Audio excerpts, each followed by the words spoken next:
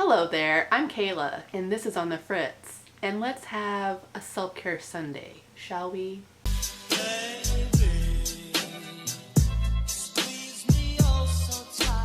Okay, so on today's self-care Sunday, we are going to be having some wine, a face mask sample, and I'll be talking about my recent reads. Let's get started. So I haven't drank wine in a long time.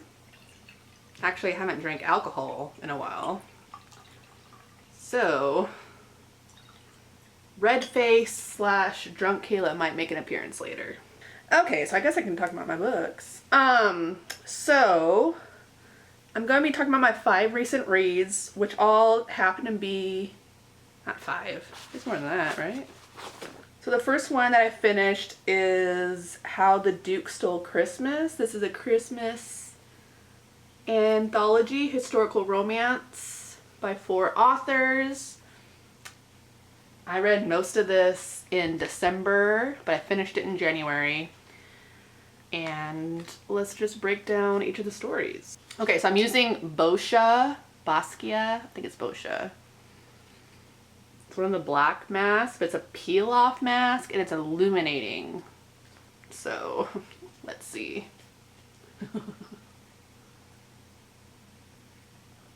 Oh, yeah. Okay, so the first novella was Meet Me in Mayfair by Tessa, which I love Tessa. And this story, ooh, that's too close to my eye, was kind of like a Cinderella story. So it's about this girl and her family, and they're about to lose their house because of financial reasons. And so everyone's like, hey, since you're the oldest, why don't you go fetch yourself a husband? And then said husband can pay our financial debts. You know, just a normal Friday night. And she's like, okay. So she goes to a ball that like her best friend is throwing. And she has to end up covering for her best friend who pieces out, and she ends up dancing with the Duke of their area. This smells really weird. And like she's pissed because the Duke is the dude that's taken away their house. And so she's very snarky and short with him. And he like eats it up because like she's being honest and real with him. And so they end up like leaving the ball and like they go around town and fall in love, and she has to struggle with like if she should tell him, hey, by the way, you're gonna take away our house. Can you do something about that? The way I'm pitching it, it sounds really stupid, and maybe it is, but I really liked it. I gave it 4.5 stars. It was one of those novellas where it's like, I wish it was a full-length novel because it was that good. But I think since it was like encapsulated in just like 24 hours, the fact that it was a novella was the perfect. I don't know how much I'm supposed to put. Okay, is that good? I don't eat. Okay, obviously I don't do face masks a lot, so. So the next story in the thingamajiggy was The Duke of Christmas Present by Sarah Maclean.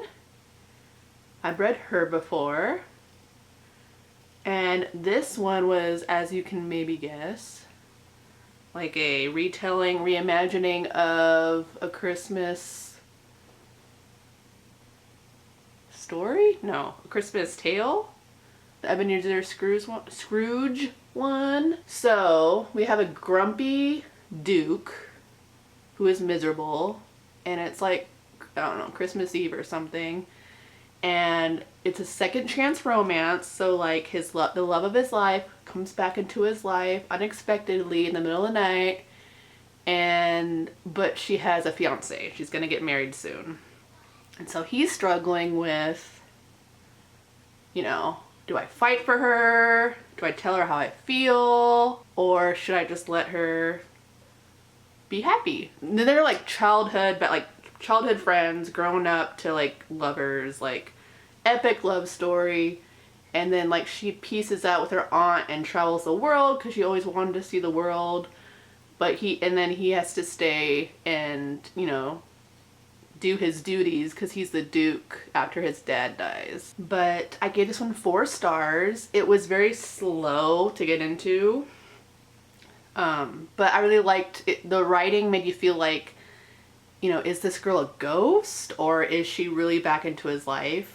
Which was really cool, especially since like the retelling part of it. Yeah, I liked it, but it just wasn't as gripping and fast-paced as I like my romances to be. Oh my god. We are having fun. Okay, so the next story is Heiress Alone by Sophie Jordan. I haven't read Sophie Jordan before. This one, oh my god, my hair. This one was fun. So this girl and her family, they're at their like this new holiday house that they won in like some kind of raffle or something. And so they spend the holiday there and they have to leave because this big storm is coming in and they want to make it home. But they forget her. So she wakes up and everyone's gone except for like the housekeepers. And they're like, what are you doing here? Her family left her. And the Duke of the area comes in and he takes everyone to his house because of the bad storm coming in. And he's this like grumpy, quiet guy, which I just love, a grumpy hero. And she's kind of like embarrassed to be around him because they had a very embarrassing meet cute where she like fell out of the carriage and everyone didn't think he was the Duke because he is this Scottish like blue collar guy who inherited the title, and like everyone thought he was the help or something, so it was very embarrassing. So I love this because it was like a Scottish Highlander as a Duke and a blue collar guy, and he's like a quiet grumpy hero. I just love that. This story even had like burglars, like, oh, so it's like Home Alone. Like he comes to get them because of the storm and because there's word that there's like these local bandits that are robbing the houses in the area, so he wants to protect them. So there's like a good little action scene with like these bandits. Yeah, and it's just like their love story. This was really fun. Home Alone is one of my favorite movies, so it was just kind of a match made in heaven. And I gave this one 4.5 stars. The final story in this anthology is Christmas in Central Park by Joanna Shupe. This one is kind of a twist on the Duke story. So it takes place in New York City and it revolves around a newspaper where our main character, she writes an advice column for the ladies in the area, but her alias is unknown. Like she writes under an alias, so everyone thinks she is this older married woman where she is actually this single younger woman. And the editor or the owner of the paper, his name is Duke, so that's the twist on the Duke thing.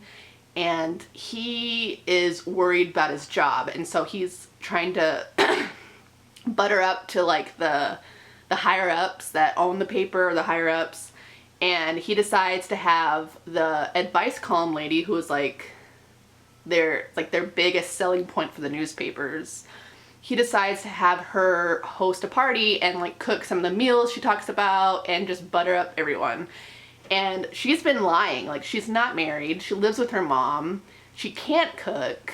All these things. But they meet and he's surprised at how young she is, and she has to like lie through her teeth and throw this perfect night to secure her job because she's been lying about it. The only person that knows who she really was the editor, and he got fired. And so it's a really crazy story. It was really smart, and it's like their love story. The owner guy, the Duke, he's instantly infatuated with this woman, but it's like she's off limits because she's married and stuff like that. But I ended up giving this one 4 stars. Okay, so the next book I want to talk about is Bound to the Battle God by Ruby Dixon. This is Ruby Dixon's high fantasy romance series. I listened to this on audiobook, and I was going through it very slow. It's very long. This is like a 600 plus page book, so it's very long for her. And I would just, with audiobooks, I'm really getting out of audiobooks now because I just listen to them after work on my commute home. So I can't really get through them very fast. So that I end up reading a lot of this on ebook as well. So this is about a girl that, I don't know, I think she lives in like New York or something, and she finds herself walking through a portal, and she's in this other world, and everyone thinks she is a slave girl, and she's about to be sacrificed to the god of the area.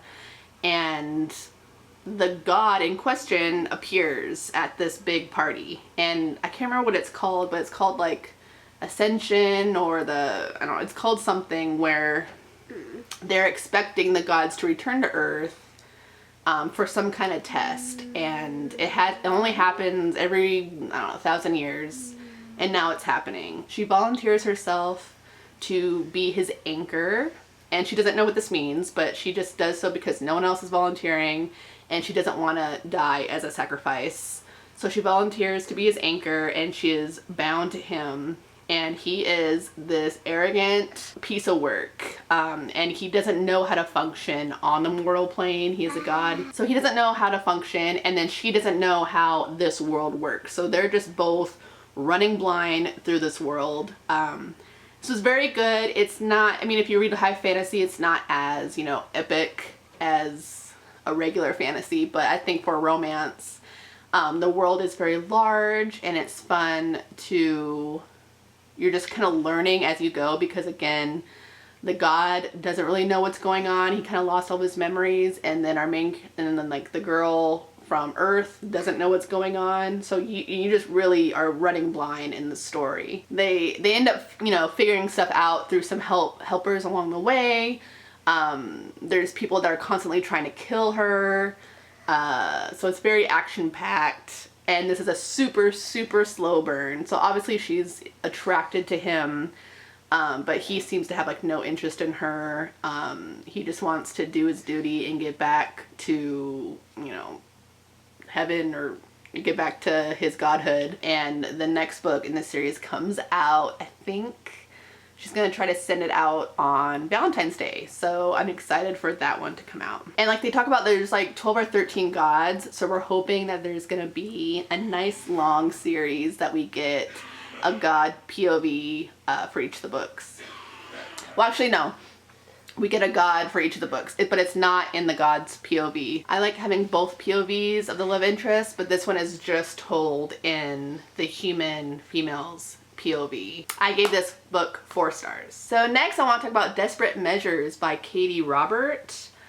This is a dark romance. I read this as an ebook, and I gave this 3.5 stars. So this is the story about Jasmine and Jafar and their love story.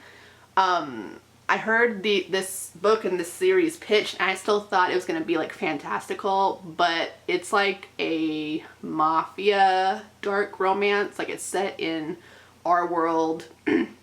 It's just like the characters' names basically, and kind of like the relationships are just inspired by the Disney movies, but it's not fantastical at all. So this one is, you know, there are content warnings in the beginning about how this is a consensual, not consensual romance. So there's a safe word that's between these two, and if she uses the safe word, then he'll stop. Otherwise, if she doesn't say the safe word, they, you know, anything's on the table. And so basically their kink is, there's like a daddy baby girl kink. There's like, you know, like they pretend that it's not consensual, so that she like runs away from him and he has to chase her and holds her down and, you know, forces her to have sex. So, I mean, that was fun. The sex scenes are super hot, but the main plot of the story didn't hold up as the sex scenes did. So basically this is just a good erotica smutty book. The story is basically just like Jafar is taking over the territory that was her father's. Jasmine belongs to him now, and he's, you know, just kind of ruffling his feathers and proving that he's a bigwig in the area. And there's this place called the Underworld, which is basically just this like sex den where like anyone can have their fantasies come to life, and they go there and they spend some time there. And the ending was really good. I liked what happened, but like I said, it just and he still kind of, you know, is throwing the I own you card, and she gets kind of pissed about it, but like she doesn't use a safe word. That part, you know, wasn't fun to read. So like in the bedroom it's, you know, hot and fun, but when it's not in the bedroom it's kind of like, dude, what the fuck? So obviously there's character growth and change, but it just kind of happens. It's not like a gradual thing. So I still like this. I really, you know, I'm excited to read. I will continue reading the story. It just wasn't what I was expecting. I just thought it was going to be more fantastical, and it's not. It's mafia, or mafia-like. I've never read a dark romance before, so it wasn't what I was expecting. So knowing that going in, I think I might enjoy the rest of the series more. Again, I give this one 3.5 stars. My face is getting tight. It's like getting hard to talk. Okay, so the next book I read was Baby It's Cold Out There by T.S. Joyce.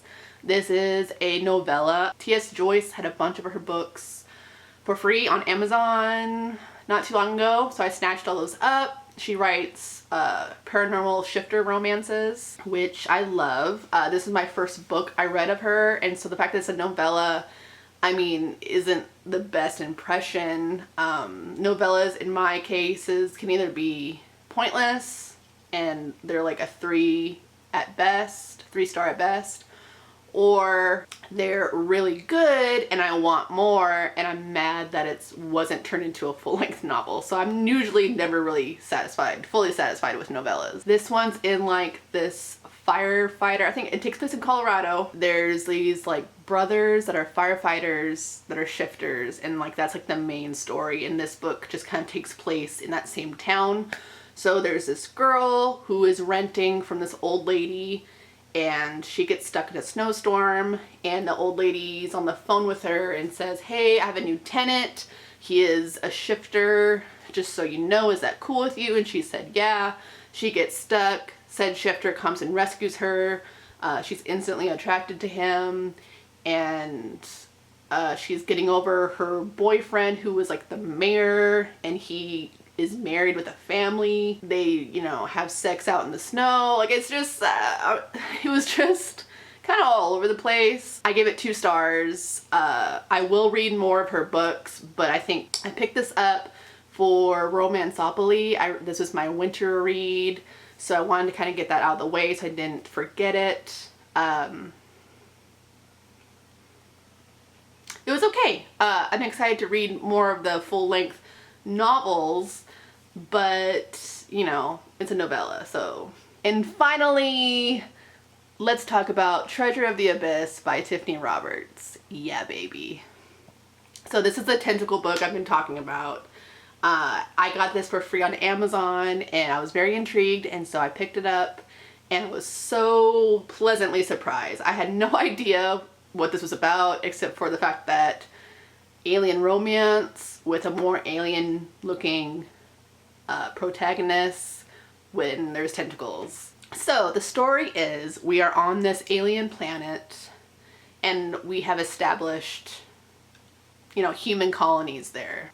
We have been there for over 300 years, and we follow our main love interest. She finds life very mundane. She is terrified of the water because her sister died in the ocean when she was young, and she felt like she was to blame, and so she does everything for other people. She's trying to make up for the loss of her sister.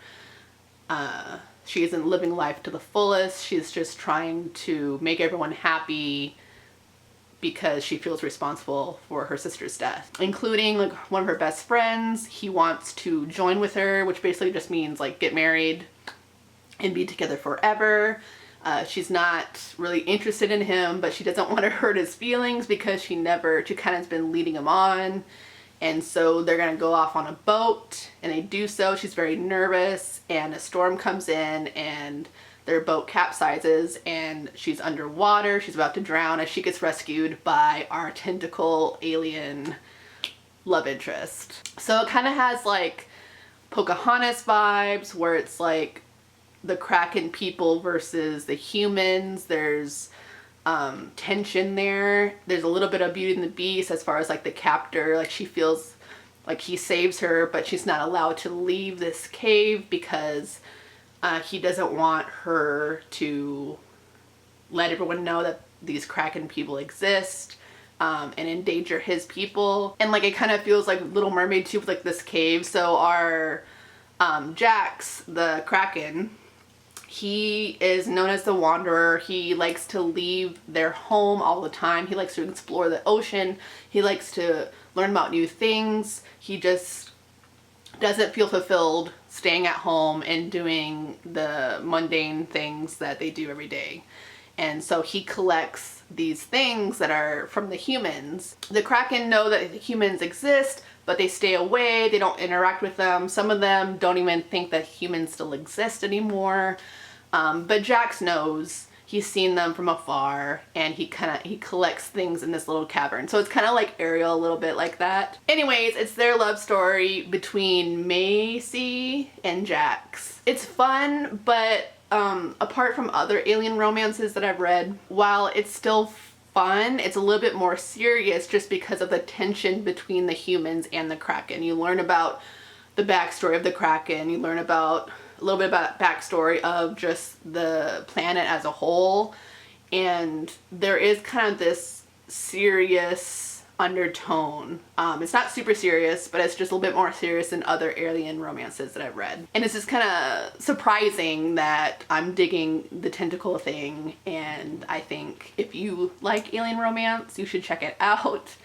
If you have never read alien romance, I don't know if this is the place to start just because it is so alien. I gave this one 4 stars, 5 stars for enjoyment, but you know, 4 stars as a story. But I am binging my way through the series right now. Okay, I think I'm gonna be ready to peel this guy off. I don't know where to start. Oh, here we go. Oh, you hear that? It's so gross.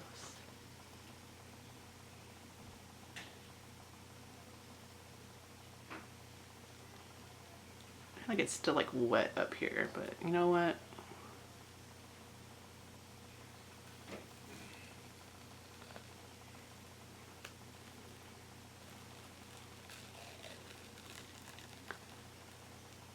Oh, ow, ow, ow, ow, hairs.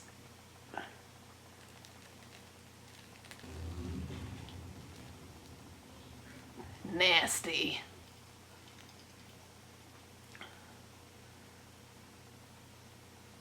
This feels really cool minus the fact, when you get a hair in there, or baby hairs. Ow, ow, hairs, hairs, hairs. So this is supposed to make your skin luminescent and poreless. So what have you guys been reading? What are you up to? This is so relaxing. There we go. Oh. Okay, I need to let this spot dry more because she's not gonna come off. Okay guys, so those are some of my recent reads. I hope you like this video. This is something I kind of want to do every Sunday or every other Sunday. It wouldn't be a recent reads every time, but it'd just be me doing something self-care related while I talk about something bookish or whatnot. So hope you enjoyed yourself. Hoping you're having a great Sunday, Monday, Tuesday, whenever you're watching this. But thank you guys so much for watching. My social media links are down below if you want to be friends on other places. I'm pretty active on Instagram, Twitter, and Goodreads. I would love to be your friend. If you found this hot mess content enjoyable, feel free to subscribe. There's more where that comes from, baby. I'll see you next time. Bye.